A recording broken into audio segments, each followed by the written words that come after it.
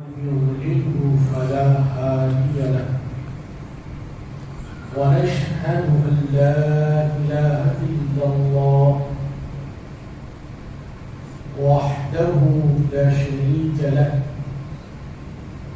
ونشهد أن سيدنا ونبينا وحبيبنا وقرة أعيننا ومولانا محمدا عبده ورسوله وعلى آله وصحبه أجمعين.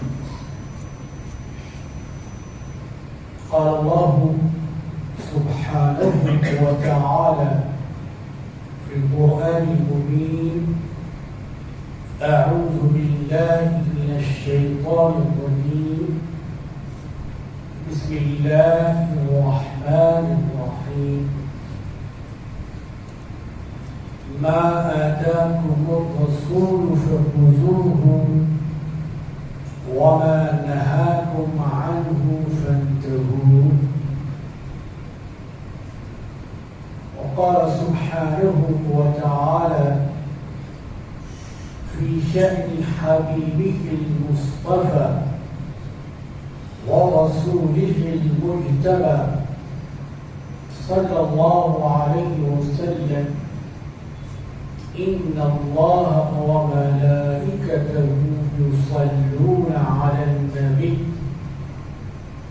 يا أيها الذين آمنوا صلوا عليه وسلموا تسليما.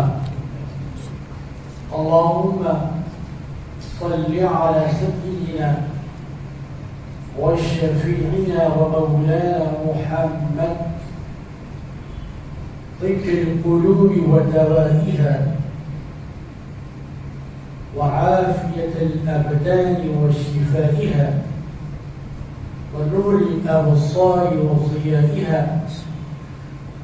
صلوا عليه دائما دائما أبدا أبدا سرمدا سرمدا.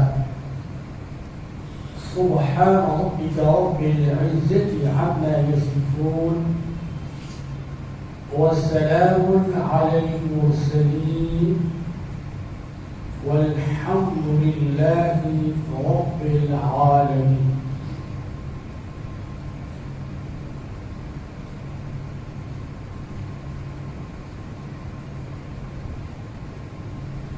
اللہ کی دنیا میں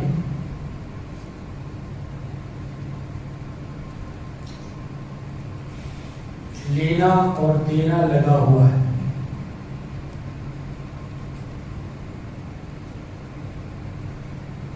اگر یہ لین دین ختم ہو جائے تو پھر دنیا کا وجود بھی باقی رہے.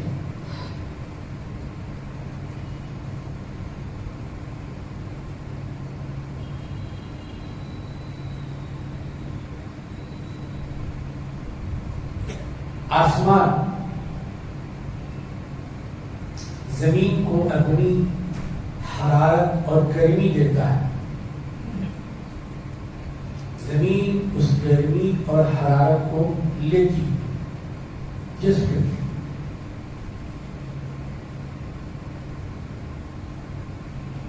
چاند ٹھنڈک دیتا ہے. زمین ٹھنڈک دیتی. آسمان بارش دیتا ہے. زمین بارش لیتی. یہ الگ بات ہے. زمین تو اس بارش کو لیتی ہے لیکن پتھر اس بارش کو نہیں ہے. زمین میں پانی رک جاتا ہے، جذب ہوتا ہے یا جذب نہیں ہوتا وہ ٹھہرتا کم از کم ہے. پتھر نہ لیتا ہے نہ جذب کرتا ہے نہ اس پر پانی ٹھہرتا ہے.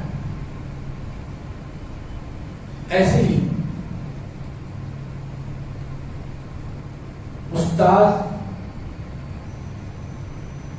علم دیتا ہے اور طالب علم علم لیتا ہے، جبکہ وہ علم کا طلبگار بن کے آئے، وقت ضائع کرنے کے لیے آ رہا ہے کہ بیٹھ رہا ہے اور جا رہا ہے تو وہ علم لے گا نہیں۔ ایسے ہی باپ اپنی اولاد کو شفقت دیتا ہے، محبت دیتا ہے، ماں اپنی ممتا دیتی ہے، بچے خوشی سے پڑھتے ہیں، آگے بڑھتے ہیں، پرورش پاتے ہیں۔ ہادی کا کام ہدایت دینا ہے، اور جو ہدایت کا طلبگار ہے اس کا کام یہ ہے کہ وہ ہدایت حاصل کرے۔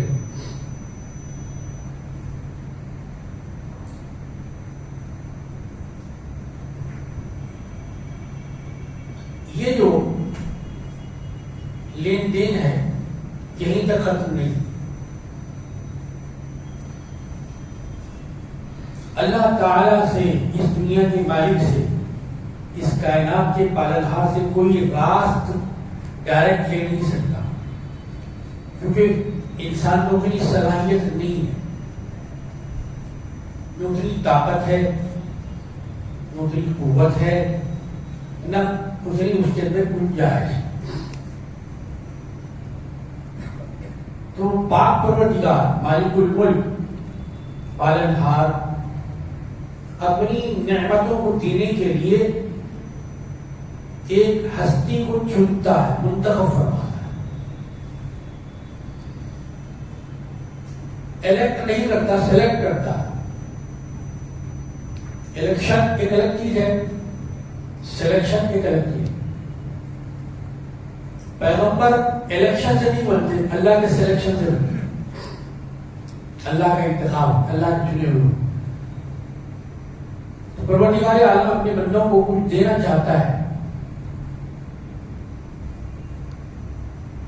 اس میں قدرت ہے، اس میں طاقت ہے، اس میں سب کچھ ہے، لیکن بندوں میں اس سے راست لینے کی گنجائش اور طاقت نہیں ہے۔ تو اللہ نے اپنے اور بندوں کے درمیان ایک حجاب رکھا ہے، پردہ رکھا، ایک آڑ رکھا، اگر دوسرے الفاظ میں کہیں گے اس کے ایک ذریعہ رکھا، ایک واسطہ رکھا، اور اگر کہا جائے تو ایک وسیلہ رکھا۔ جب سے کائنات بنی ہے دینے والا یقیناً پروردگار ہی ہے، اس کی دین میں کوئی شک نہیں،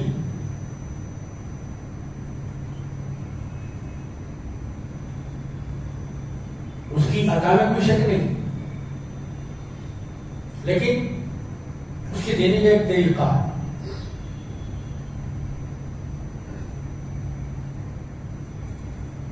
تو وہ پاک پروردگار جب اپنے بندوں کو کچھ دینا چاہتا ہے تو اپنے بندوں میں سے ایک ہستی کو چنتا ہے۔ جب وہ چن لیتا ہے تو پھر وہ عام انسان نہیں رہتے، بلکہ وہ پیغام بر ہو جاتے ہیں، وہ رسول کہلاتے ہیں، وہ نبی کہلاتے ہیں۔ تو اللہ نے اپنی باتیں، اپنے احکام، اپنی مرضی اور اپنی پسند بتانے کے لیے 1,24,000 وسیلوں کو بھیجا۔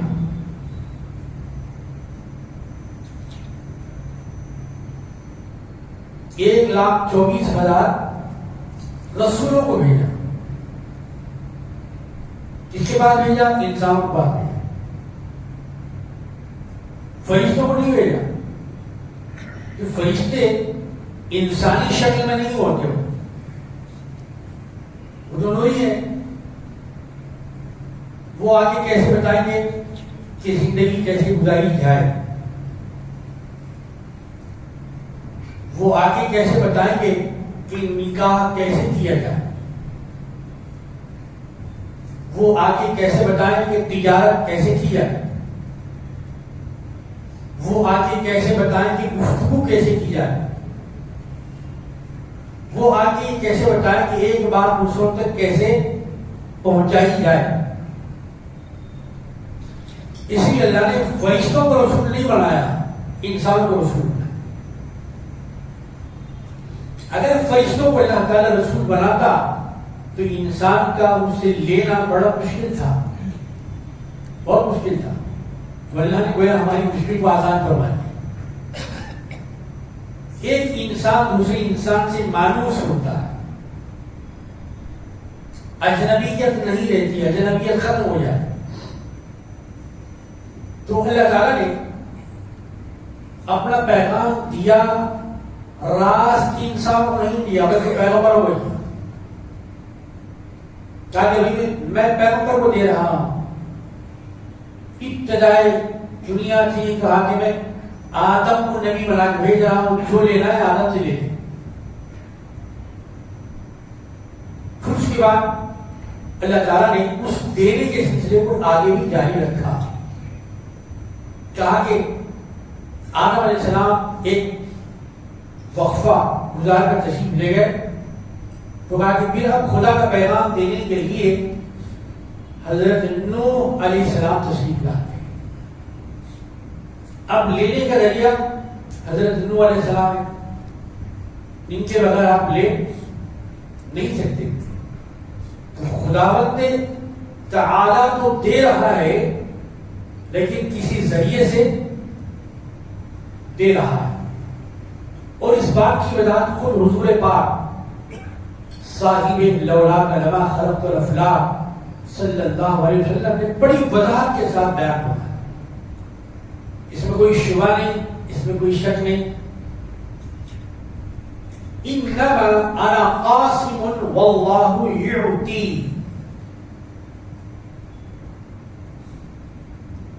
اللہ دے رہا ہے، محمد کا ہاتھ ہے، دینے والا تو اللہ تبارک کا ہے۔ اس میں کوئی شک کسی کو نہیں ہونا، کسی مسلمان کو ہے بھی نہیں شک۔ انما انا قاسم واللہ یعطی، دینے والا، عطا کرنے والا وہ تو پروردگار ہی ہے، لیکن جب دینا چاہتا ہے تو آدم صفی اللہ کے ذریعے دیتا ہے، جب وہ دینا چاہتا ہے تو نوح نبی اللہ کے ذریعے دیتا ہے، جب وہ دینا چاہتا ہے داؤد خلیفۃ اللہ کے ذریعے، جب وہ دینا چاہتا ہے تو ابراہیم خلیل اللہ کے ذریعے، اسماعیل ذبیح اللہ کے ذریعے، موسیٰ کلیم اللہ کے ذریعے، عیسیٰ روح اللہ کے ذریعے۔ سب سے آخر میں انسانیت کو پیغام دینے کا اللہ نے فیصلہ کیا۔ اب جو پیغام میں دوں گا وہ محمد رسول اللہ صلی اللہ علیہ وسلم کے ذریعے، جس کو لینا ہے وہ آئے در محمد صلی اللہ علیہ وسلم۔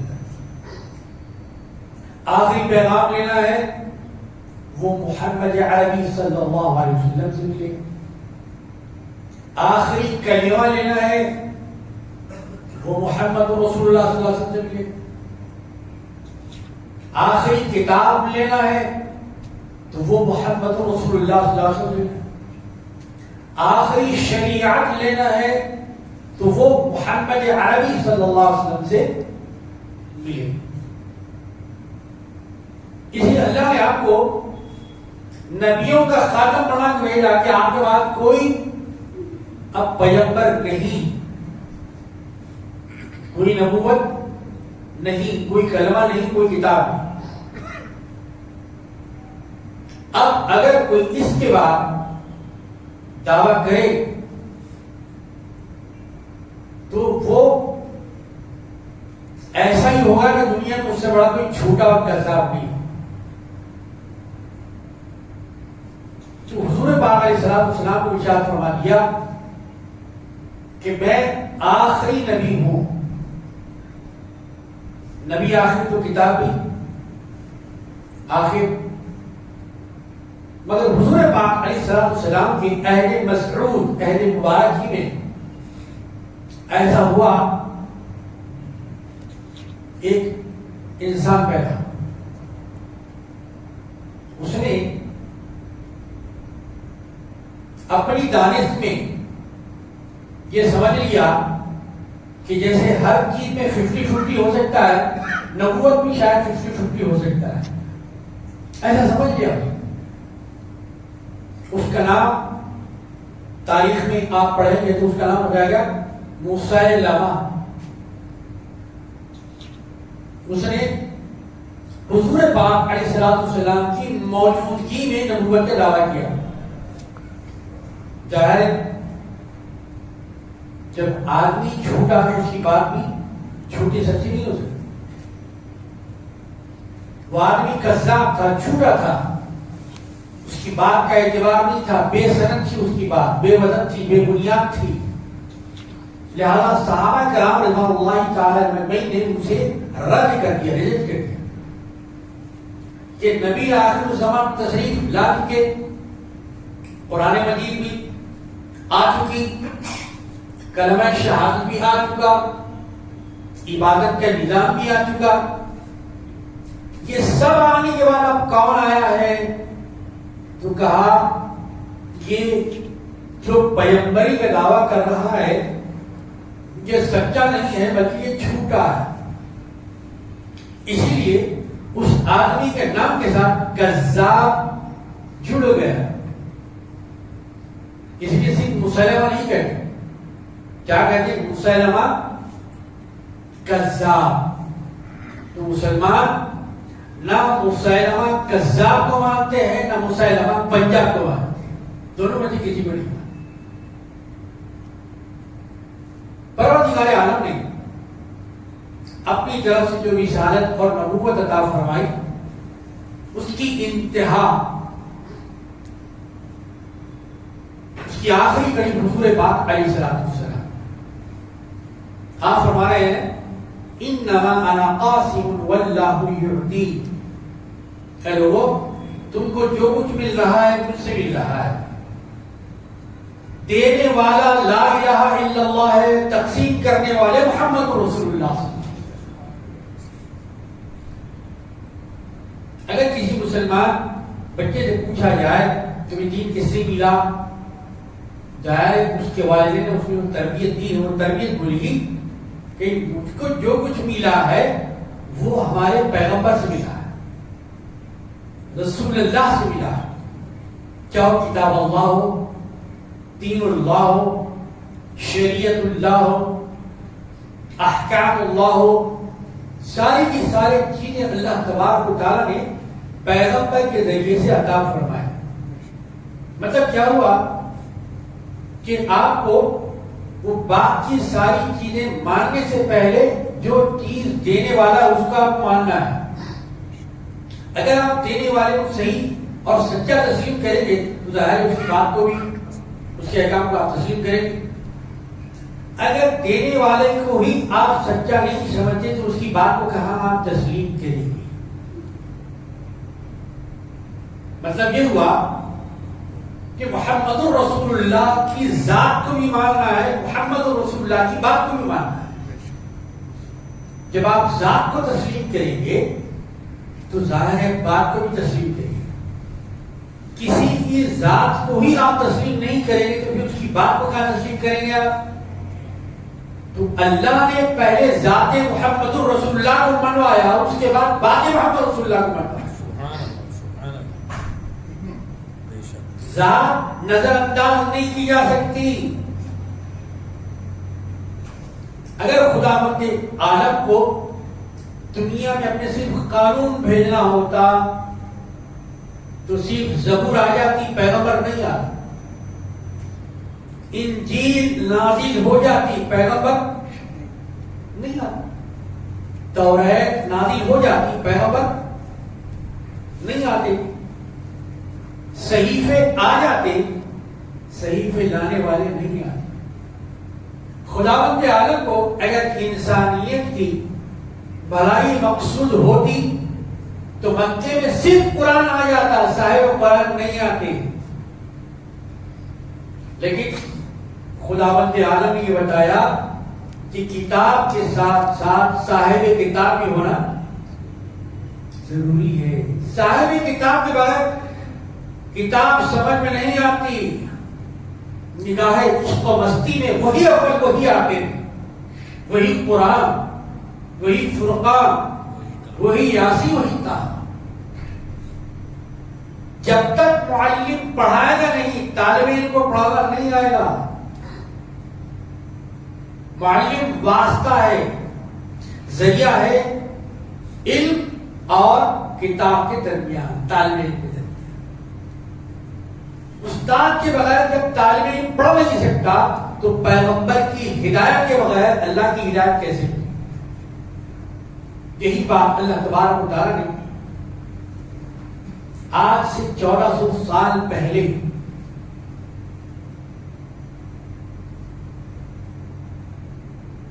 اس مقام پر جس کو ام القریٰ کہا جاتا ہے،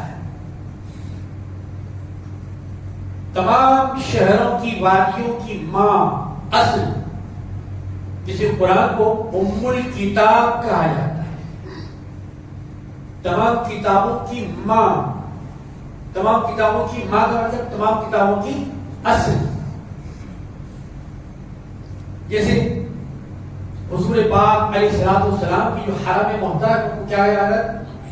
امہات المؤمنین، ام المؤمنین بی بی عائشہ صدیقہ رضی اللہ تعالی عنہا نے فرمایا مومنین کی ماں، ام الحرب جنگوں کی ماں، ام الامراض بیماریوں کی ماں، ام الخبائث تمام گناہوں کی برائیوں کی جڑ کو کون ہے؟ شراب. ایسی ام القریٰ میں حضور پاک علیہ السلام پر وہ کتاب نازل کی گئی. کہاں نازل کی؟ صاحب اس مقام پر نازل کی گئی جو ایک پہاڑ کے اندر تھا، غار تھا، غار جس کا نام ہے ہیرا. جب یہ ہیرا کے پیغام کو کوئی آدمی اپناتا ہے تو پھر وہ بھی ہیرا ہو جاتا ہے. ہیرا چمکتا بھی ہے، دوسروں کو چمکاتا ہے. اتر کر ہیرا سے سوئے قوم آیا اور ایک نسخہ کیمیا ساتھ لایا. وہ بجلی کا کڑکا تھا یا صوت ہادی، عرب کی زمین جس نے ساری ہلائی. تو حضور پاک علیہ السلام پیغمبر تو تھے، لیکن پیغمبر کی تصدیق کے لیے اللہ تبارک و تعالیٰ نے قرآن مجید کو بھیجا، اور قرآن مجید کی تصدیق کے لیے سرکار دو عالم صلی اللہ علیہ وسلم بھیجا. قرآن سرکار کی تصدیق کر رہا ہے کہ یہ پیغمبر ہے، اور پیغمبر قرآن کی تصدیق کر رہے ہیں کہ یہ خدا کا کلام ہے، یہ دوسروں کا کلام نہیں ہے. مکہ شریف میں بھی کچھ لوگ پڑھے لکھے تھے، ایجوکیٹڈ تھے، اور ایسے پڑھے لکھے تھے اتنا ان کو اپنے علم پر، دانش پر فخر تھا کہ اپنے کلاموں کو لکھ کر وہ کعبۃ اللہ کے پاس لٹکا کے تھے لے جاتے. وہ مکہ شریف کے 7 بڑے شاعر ہیں، السبع المعلقات، ان کے 7 معلقات ہیں، 7 نظمیں ہیں، 7 کلام ہیں جو انہوں نے کعبۃ اللہ میں لٹکائے تھے. اور ساری دنیا کو انہوں نے چیلنج کیا تھا کہ ہے کسی کے پاس ایسا قلم جو ہم نے لکھا ہے؟ اگر کسی کے پاس ہے ایسی شاعری تو پیش کرے. اگر کوئی فصیح ہے، اپنے منہ میں زبان رکھتا ہے، تو ایسا کلام ہمارے سامنے لے کے آئے. عربوں کو بڑا گھمنڈ تھا، بڑا غرور تھا اپنی زبان دانی. کعبۃ اللہ میں لے جا کے لٹکا دے. لوگ معلوم کہتے گھر میں بند کر رکھے صندوق میں، آپ کو کیسے معلوم ہوگا کیا لکھا ہے، کیا بولا؟ تامرد سخن نگفت باشد، تامرد سخن نگفت باشد، عیب و ہنرش نگفت باشد.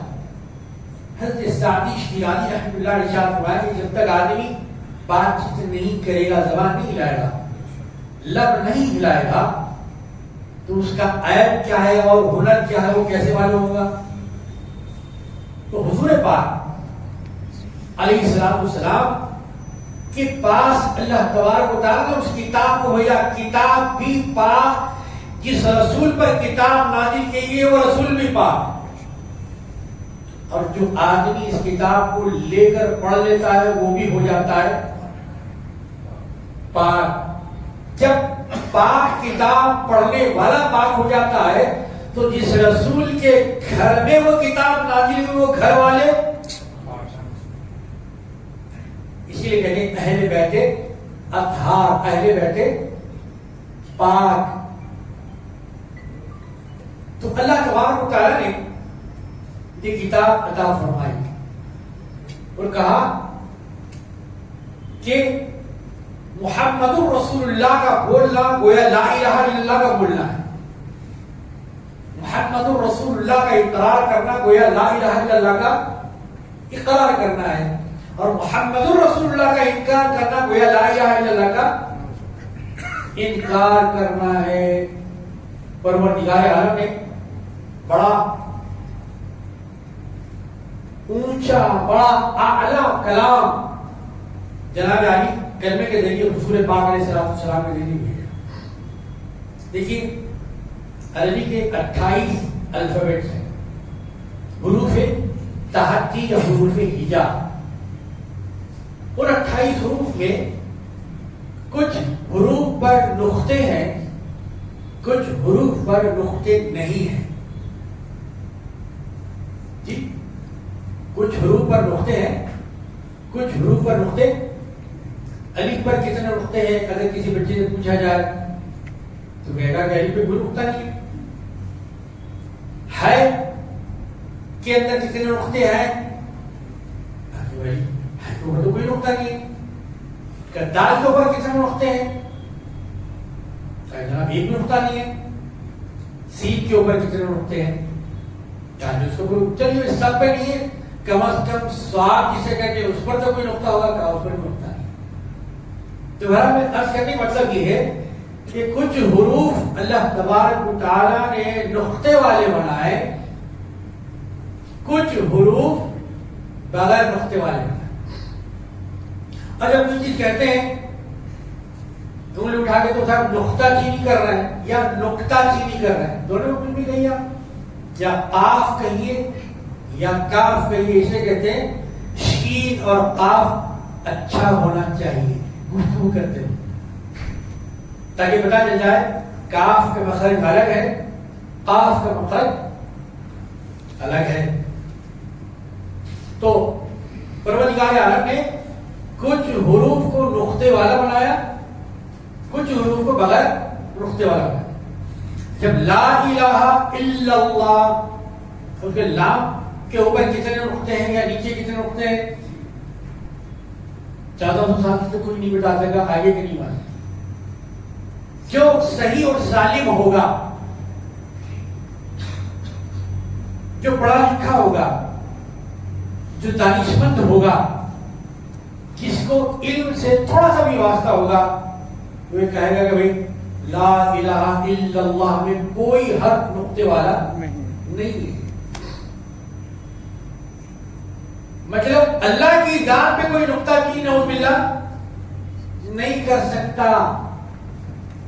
ٹھیک ہے، لا الہ الا اللہ میں کوئی نقطہ نہیں ہے. کہا کہ محمد الرسول اللہ میں، کہا کہ میم پہ بھی کوئی نقطہ نہیں ہے، ہائے میں بھی کوئی نقطہ نہیں ہے، دال پر بھی کوئی نقطہ نہیں ہے. تو یہ اللہ کی شان ہے کہ جیسے لا الہ الا اللہ میں کوئی نقطہ نہیں رکھا، ویسے محمد رسول اللہ میں کوئی نقطہ. اللہ تعالی لا شریک لہو ہے تو محمد رسول اللہ لا مثیل لہو ہے. اللہ کا کوئی شریک نہیں ہے تو سرکار کا کوئی مثال بھی نہیں ہے. جب کلمہ اتنا بلند ہے تو اللہ کتنا بلند ہوگا، اور وہ کلمے کے لانے والے رسول کتنے بلند ہوں گے. ہم تو بالکل گونگے ہیں، گوار ہیں، ہم کو تو اپنے بڑوں سے گفتگو کرنے کا سلیقہ نہیں. کیا بولنا ہے اور کیا نہیں بولنا ہے، کہاں بولنا ہے اور کہاں نہیں بولنا ہے، کتنا بولنا ہے اور کتنا نہیں بولنا ہے، ہمیں یہ نہیں معلوم، اتنے ہم گواہ ہیں. لیکن پروردگار عالم جل جلالہ وعم نوالہ نے جب لا الہ الا اللہ کے ساتھ محمد رسول اللہ کہا تو بھی کتنا بلند کیا کہ دنیا والوں تمہارے پاس طاقت نہیں ہے، ہم ہی اپنے نبی کو بلند کرتے ہیں. ورفعنا لك ذکرک، اے حبیب مکرم صلی اللہ علیہ وسلم، یہ بلند کرنا انسانوں کا کام نہیں، کیونکہ انسان محمد رسول اللہ صلی اللہ علیہ وسلم مرتبہ نہیں جانتے ہیں، آپ کی عظمت سے ناواقف ہیں، آپ کے درجے سے بے بہرا ہے. اگر کوئی آپ کے مقام کو بلند کر سکتا ہے تو صرف اللہ ہی بلند کر سکتا ہے. جس ہستی کو اللہ نے اتنا بلند کیا وہی ارشاد فرما رہا ہے، اب جب ایسی بلند رتبے والی ہستی تمہارے پاس آ گئی ہے تو اب جو کچھ وہ تم کو دے رہے ہیں ان کا کام دینا ہے، تمہارا کام لینا ہے، بحث کرنا نہیں ہے. لیکن آج ہم ٹولیوں میں بیٹھ کے ذات رسول پر بحث کرتے ہیں،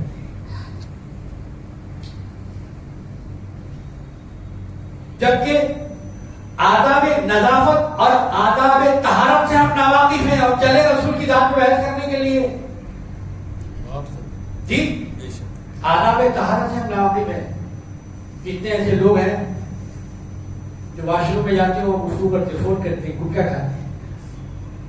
ایسے لوگ اگر پیغمبروں کی ذات پہ گفتگو کرنے لگے، علم غیب پہ گفتگو کرنے لگے تو امت کا کیا نہ ہوگا؟ بھائی عذاب نہیں تو کیا آئے گا، کرونا نہیں تو کیا آئے گا، کینسر نہیں پھیلے گا تو پھر کیا ہوگا، جزام نہیں ہوگا تو پھر کیا ہوگا؟ کہ ایسے نااہل جن کو سلام کا طریقہ بھی نہیں معلوم وہ سلام پہ گفتگو کرنے لگے، ایسے نااہل جن کو درود کا مقام بھی نہیں معلوم. پروردگار عالم نے فرمایا کہ بے شک اللہ جل جلالہ اکیلا نہیں بلکہ اپنی فرشتوں کے ساتھ اپنے پیغمبر پر سلامتی اور رحمت بھیجتا ہے. سلام علی ابراہیم، سلام علی الیاسین، سلام علی نوح، سارے پیغمبروں پر اللہ نے سلام بھیجا. اور پروردگار ہم کو حکم دے رہا ہے میں بھی سلام بھیج رہا ہوں، میں بھی درود بھیج رہا ہوں، میرے فرشتے بھیج رہے ہیں، تم کیوں محروم رہتے ہو؟ اے ایمان والوں سے یہاں مخاطبت ہے.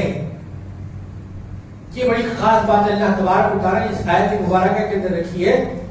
اے ایمان والوں، جب تمہارے پاس ایمان ہے، اگر تم اپنے آپ مسلمان سمجھتے ہو تو پھر یہ ثواب حاصل کرنے کے لیے پیچھے مت رہو. یا ایھا الذین آمنوا صلوا علیہ وسلموا تسلیما، ہم تو درود بھیج رہے ہیں لیکن تم امتی ہونے کے حیثیت سے درود بھی بھیجو، سلام بھی بھیجو. درود پڑھنے سے ثواب ملتا ہے، سلام پڑھنے سے جواب ملتا ہے.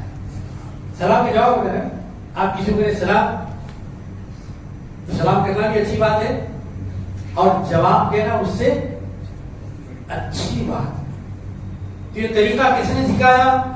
اللہ تبارک و تعالی نے سکھایا. تو ہمیں کیا کرنا چاہیے تھا؟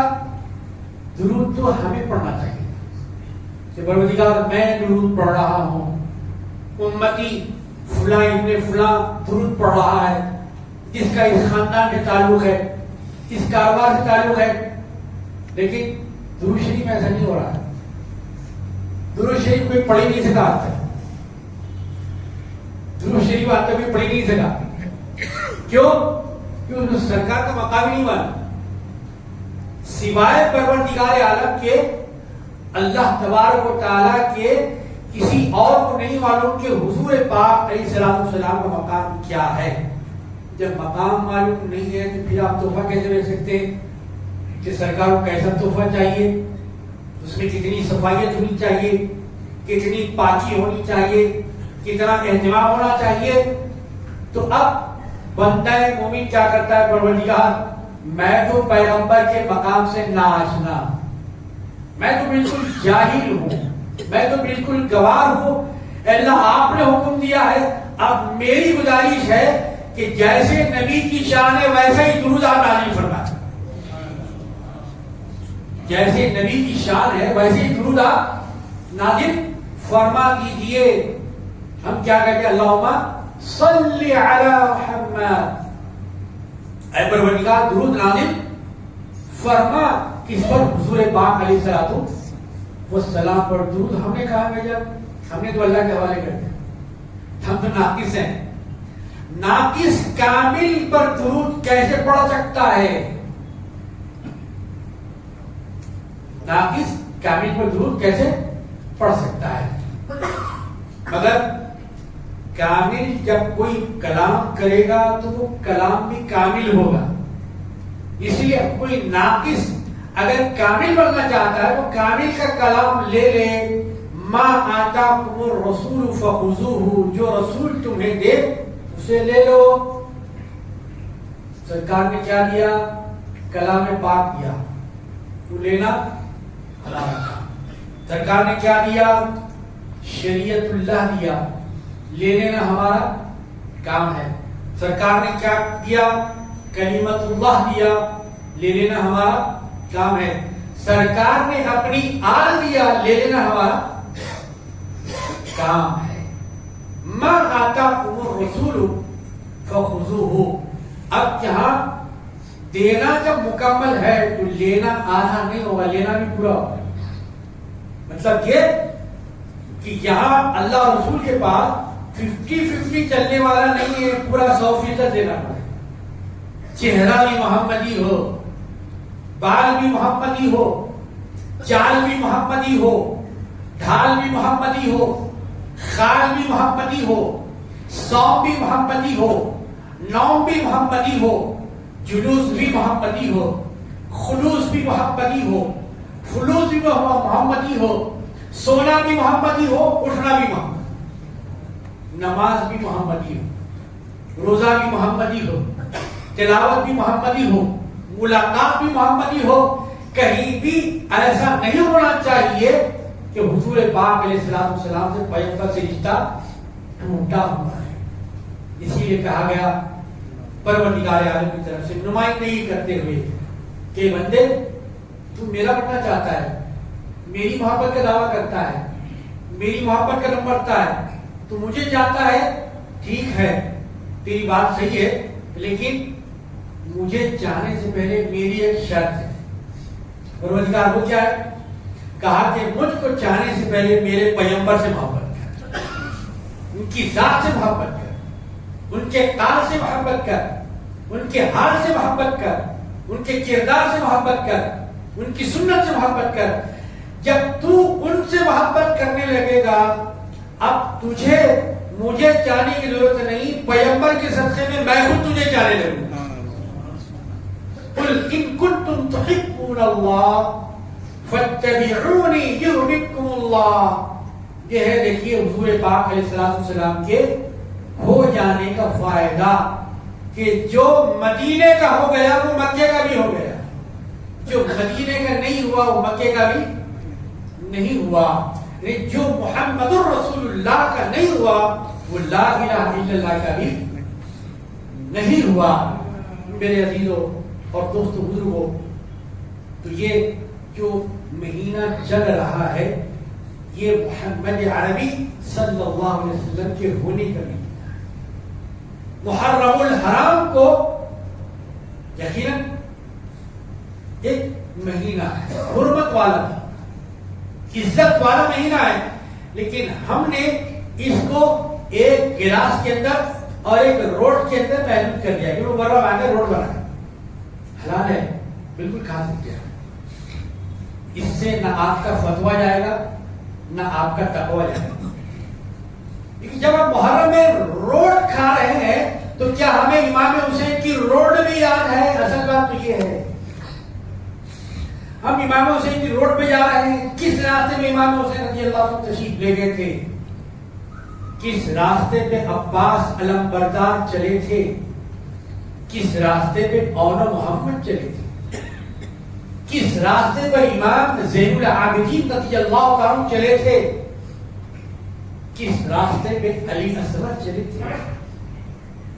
یہ محرم کی روڈ تو ہمیں یاد رہ گئی. مزے لے لے کے جسے کہتے کیا امام حسین کی روڈ بھی ہمیں یاد ہے؟